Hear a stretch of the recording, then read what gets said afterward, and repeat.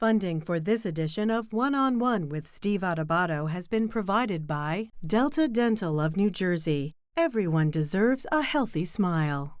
Wells Fargo. Hackensack Meridian Health. Keep getting better. PSEG Foundation. Robert Wood Johnson Foundation. Working for a healthier, more equitable New Jersey. PSCNG. Powering Progress. The Turrell Fund, a foundation serving children. New Jersey Sharing Network. And by the New Jersey Economic Development Authority. Promotional support provided by New Jersey Globe.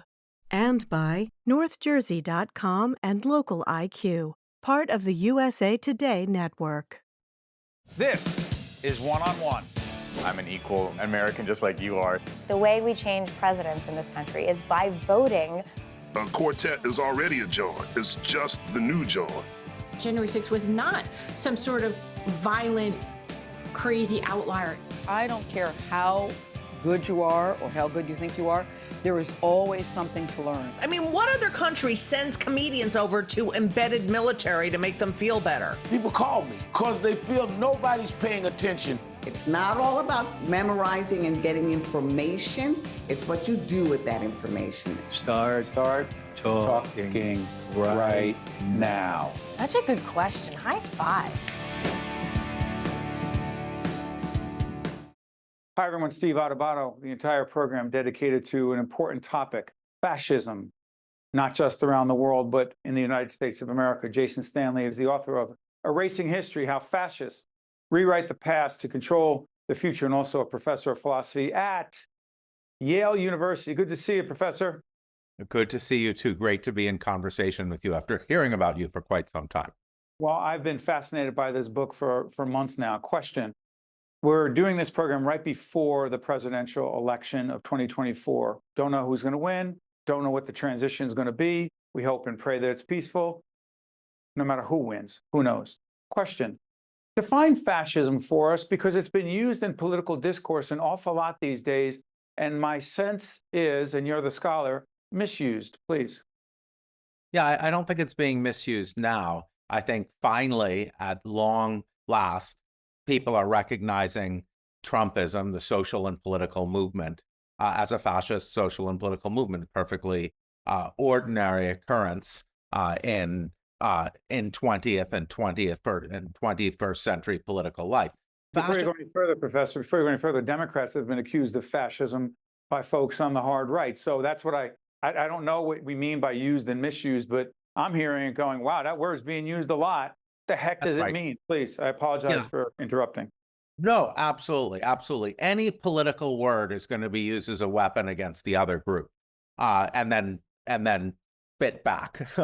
So fascism is a cult of the leader who promises national restoration in the face of supposed humiliation by immigration, by liberals, by Marxists, by LGBTQ people who threaten masculinity, by feminism. They say the nation has been placed at risk, at existential risk, and its character is about to be destroyed unless immigration is stopped, unless feminism is stopped, unless the traditional dominant groups start having more babies. That's 20th century fascism, ideologically speaking. That's like Mein Kampf. Go back. Growing up and being a student of history, as clearly not a scholar in the field, my grandparents came from Italy, and we talk about Mussolini a lot.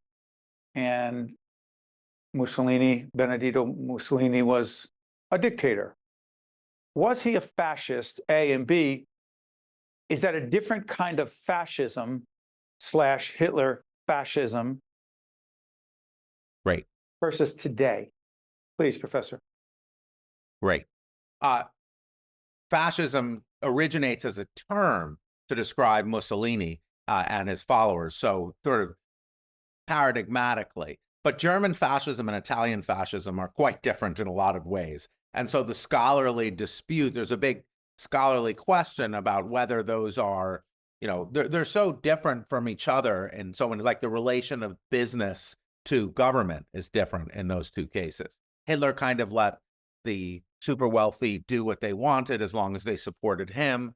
But what we're seeing is something closer to German fascism because the focus on immigration, for instance, the focus on great replacement theory. Racism was central to Mussolini's project, hence the invasion of Ethiopia, colonialism to dominate Africa. But Hitler is absolutely just completely preoccupied by immigration. He's preoccupied by the idea that Austria's cities, that Vienna, second chapter of Mein Kampf, is crime-ridden, filled with immigrants, filled with decadence, and the real genuine people live in the country. And cities are just dens of violence and immigration. And he's obsessed with this idea that sounds not so now, that Jews betrayed Germany in World War I with the intention of bringing in Black soldiers through the French occupying army to poison the blood, if you will, of German women. So the idea is that, in German fascism, immigration is, as it were, poisoning the blood of the nation, and that there are these people who are bringing in these non-whites to destroy the country. And so Hitler said, those are like the Social Democrats, those are the liberals, but behind them are the Jews. Let me try this. I want to get to American history, but I do need to do this. Vladimir Putin and fascism, please. So Putin is, in many senses, a classical fascist, cult of the leader. Russia is just oriented around Putin. It's a personalist rule. He represents himself as the Nazis did, as protecting traditional Christian values. Putin probably himself is not, he's like probably one of the world's richest men. And, obviously he's most obsessed with himself. But he represents himself as the protector of traditional Christian values against LGBTQ people, or as he calls it, parent one and parent two ideology. So in the case of Putin, because there are no immigrants to Russia, let's face it, it's LGBTQ people who are the major target. I think that's going to be the through line of all fascist movements. So is the LGBTQ movement is the primary target of Russia. Fascism? It's always been one of the primary targets. Does that include education? Because in your book, you talk extensively about those with fascist leanings, those who believe in, whether they call themselves fascists or not is another story. They target schools, they target curriculum, they target a whole range of subjects being taught in schools that they argue, what? Finish it. That they argue bring decadence, threaten the family, shed aspersions on the dominant group. The thing is, it's such a classic structure that we face just with, with the LGBTQ aspect of it is the same. Rigid gender roles were central to the Nazis. One of their first book burnings was of the Institute for Sexual Science, which was the largest repository of photographs of gender variability in the world and LGBTQ literature. So that was one of the targets of the first big book burning, was that and a couple of other collections. So bringing it back home here, are we now talking about critical race theory, transgender-related curricula? Is that, help us on this, Professor, make some sense of this. Both of those are classic. In the case of the Nazis, they focused on Jewish authors. Here, we're focusing on Toni Morrison. Here, we're focusing on, of course, our national minority are Black Americans. So we're calling Toni Morrison's work obscene and decadent. We're calling the 1619 Project un-American, just like Jewish literature was represented as un-German or anti-German. So there, the perspectives of Black Americans are being labeled, Toni Morrison's work is being labeled as obscene. So that's very similar to Nazi Germany, right? The work of the Nazis had at a big art museum of obscene and decadent art and of Jewish art. And we're seeing that with literature of Black authors, Black perspectives, and Black histories. Here in the United States. Absolutely. So along those lines, you've argued that there's a direct connection between fascism and certain Christian white men. Are you saying that only Christian white men? Go ahead, you're shaking your head. I'll let you make the case. Fascism can be based around any dominant group. So you can have Jewish fascists, you can have Hindu fascists. India is, in fact, I think we see that there are both of these things. Whatever you think, there's certainly a Jewish fascist group in Israel. Debatable how big it is, but the settler movement on the Hindu fascism is based on Hindu nationalism. So Do you have to be in the majority population? Yeah. Do you have to be in power? Great question. Well, fascism, it's typical in the literature to divide. No, you don't have to be in power. It's typical to divide fascism into fascism as a movement when it's seeking to gain power, and fascism in power. And they look very different. Fascism, when it's seeking, well, I think you meant I'll actually. give you an example. I'll give you an example. What? So someone says, well, Louis Farrakhan, particularly when Farrakhan was very prominent and arguing for not just for a whole range of things. And you can research Farrakhan, but it was anti-Jewish, some of his rhetoric, anti-Semitism, a lot of anti-Semitic language. It was separating people, and it was, many believe, you can choose to believe what you want, it was anti-white and separating. Is that not fascism because Farrakhan is African-American and that's not the dominant culture in the United States? Okay, so Farrakhan is also partially anti-LGBTQ. Yes. So extremely, so there's a lot of overlap here between ultra-nationalism of different sorts, and one could turn into another. But it is not fascism because it's not the dominant group. The center of fascism is great replacement theory. Great replacement theory is we're going to be replaced. We meaning white Christian men. Whatever the dominant group, Hindus, Jews, white Christians, we're going to be replaced. So Hitler is saying we're going to be replaced. People are opening the borders, letting non-whites in. They're going to replace the Aryans. So obviously that's not going on with Farrakhan. Yeah. Let me try this again. It's risky only in the sense that, well, no, the election's the election. We're taping this at the end of October. We hope and pray that it's a fair election. It's a peaceful transition. Whoever wins, wins, and our country moves forward. January 6, 2021 speaks for itself. We hope and pray that's not the case. Now, here's the question. In reading your book, the connection between Trump and fascism, I mean, you see a connection. He's a fascist. Yeah, but you're calling him, respectfully, Professor, to call him, are you calling him a name or describing what you think his philosophy? Go ahead, please. I'm describing what his philosophy is. Describe it. He's xenophobic. I think we should talk about the movement. And what you have to understand about when fascism wins, it only wins when lots of people who would never consider themselves fascists vote for it. They think that party is going to get it done for us. So that party or that person? Because there are a whole range of Republicans who are not part of what you're talking about.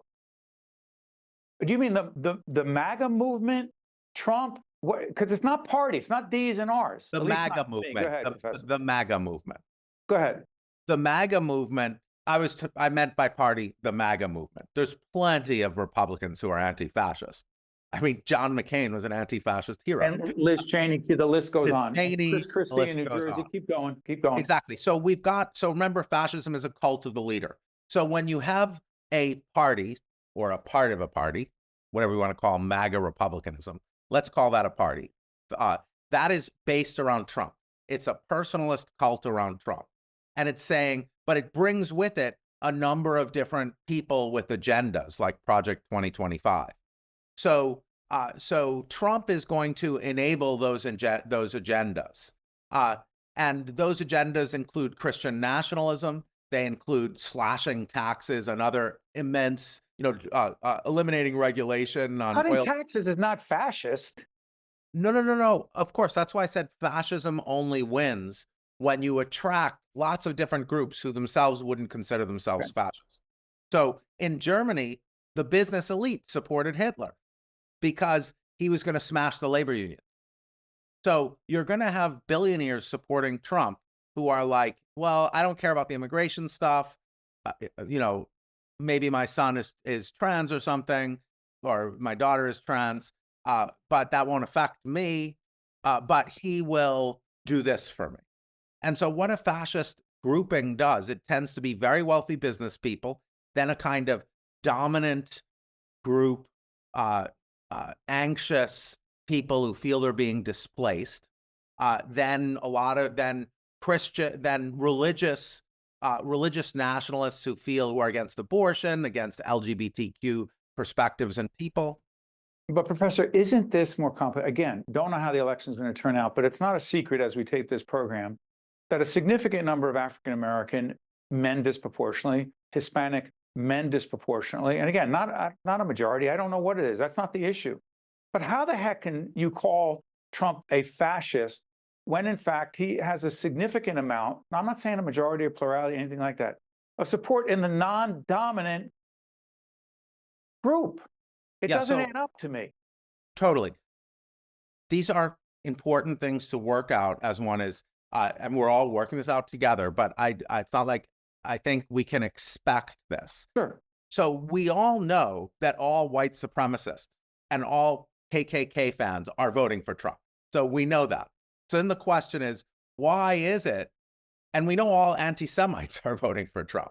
We're not, but lots of Jewish people who love Jewish people are voting for Trump. Italian-American friends of mine are voting for Trump, and they do not consider them, and not just Italian-American friends, but the group I grew up in, the neighborhood I grew up in. Absolutely. Heavily Trump supporters. And you said fascist. They go, what? Absolutely. That's ridiculous. Go ahead.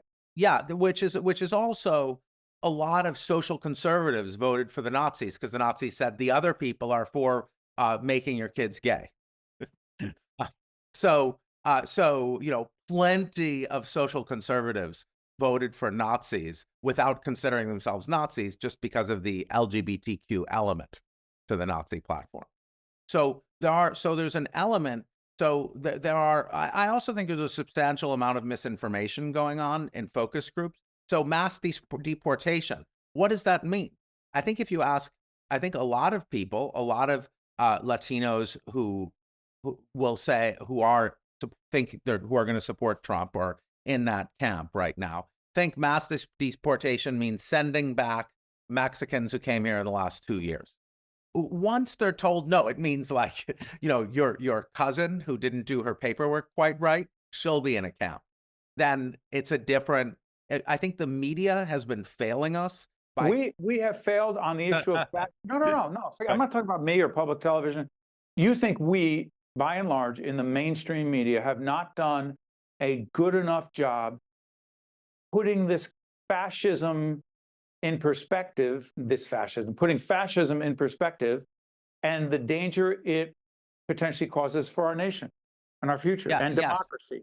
Yes, I think that we have gotten complacent and people haven't asked. I think the media hasn't interrogated questions like, what does it mean to ban divisive concepts like structural racism? What does that mean in practice? What is happening in these states? What does it mean, mass deportation? What does that mean in detail? What does that mean?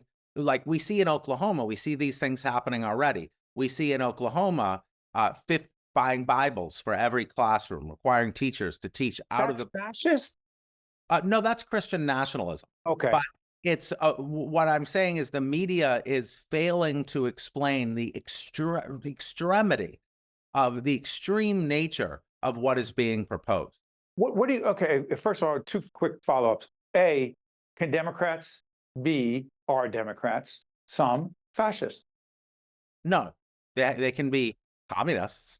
It's a different. there's different So ideologies. binary, Professor. You're making it sound respectfully, and I'm not here to argue with you. I'm trying to understand this. It sounds very binary. Democrats can't be fascist.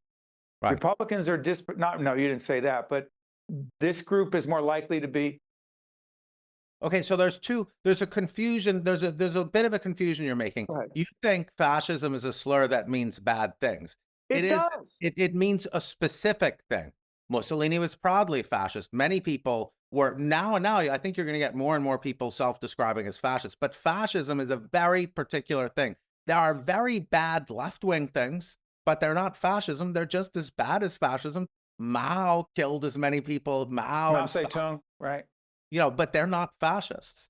They're communist authoritarians.